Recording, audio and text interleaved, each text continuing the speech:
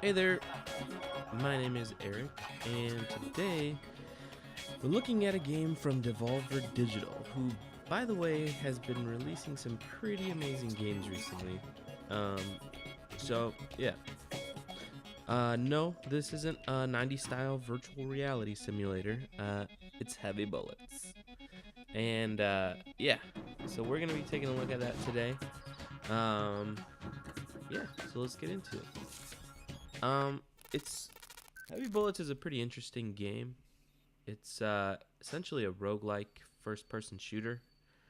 And it kind of just starts off in a level, and you get a couple of bombs and a revolver. So that revolver only has 6 bullets at a time. And you can carry more bullets, but you'll just kind of have them on the side. So in the gun, you can only have 6 at a time. Um, and obviously, it's a revolver, so it only shoots one by one. Um, so you could definitely have more, but anytime you shoot with the revolver, you shoot at an enemy or you shoot in a certain direction, your bullet will actually just be sitting there by the time you get there.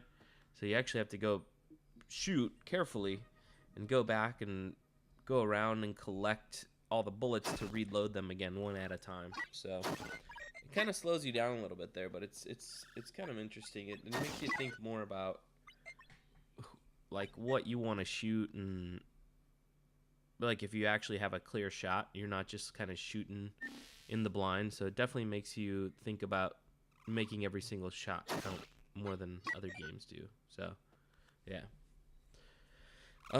Yeah, each level's randomly generated. So progressing in the game is less about memorizing where certain enemies are hiding, or where to find certain items. It's more about just building up your skill and your overall shooting style, and you're thinking about your shots a little bit more every time you play.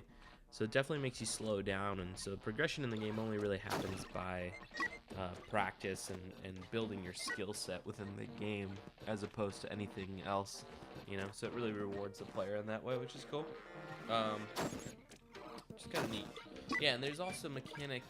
Well, anytime you kill somebody, they'll drop a couple coins, and you pick up those coins.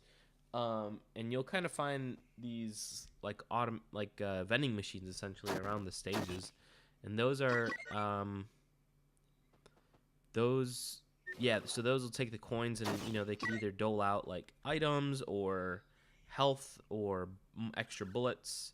And it also has an interesting like save-ish mechanic where basically you can deposit coins, and you can deposit the money into this bank. uh, and so if you do die, normally in a roguelike, you're going to start off from zero.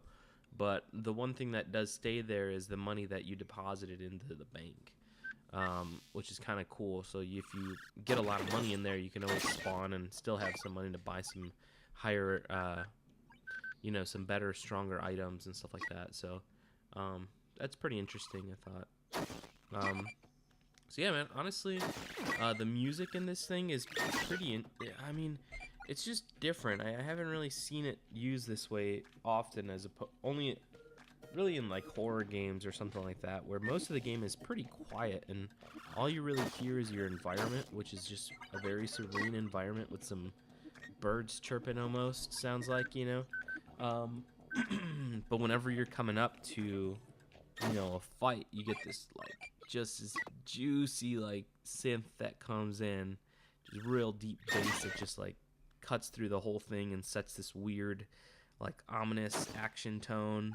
It's just really good during those parts, but for the most part, honestly, the music is unnoticeable for most of the rest of the game, which is a very cool concept where it's only being used to heighten the like anxiety filled moments. So you're not just getting a bunch of music blasted at you, which is kind of cool. It has less of a soundtrack and more of a score, um, which is a really cool thing for a video game. So yeah, overall, man, I'm very, very liking it so far. I'm curious to see, what comes through the early access stuff for them, like what they're actually going to change or what they're going to do. Um, it's a, it's pretty I mean, it runs pretty well so far. I haven't had any issues with it aside from the fact when I'm already playing and I want to start streaming in the middle of it. I have to have it in a windowed environment as opposed to full screen, but that's pretty much all I can find with it so far. And yeah, the game is very, very difficult.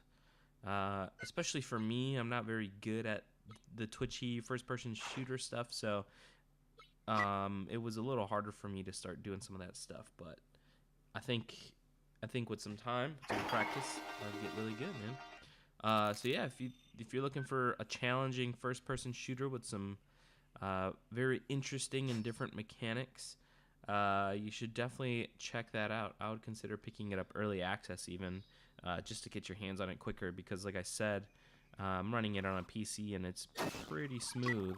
I haven't really had much problems with it, so it seems pretty stable already. So yeah, that's all the time we got for this overview. Come check out the next ones that we'll be doing. I think the next one we might be doing is the dungeoning. So yeah, go ahead and check that out later on.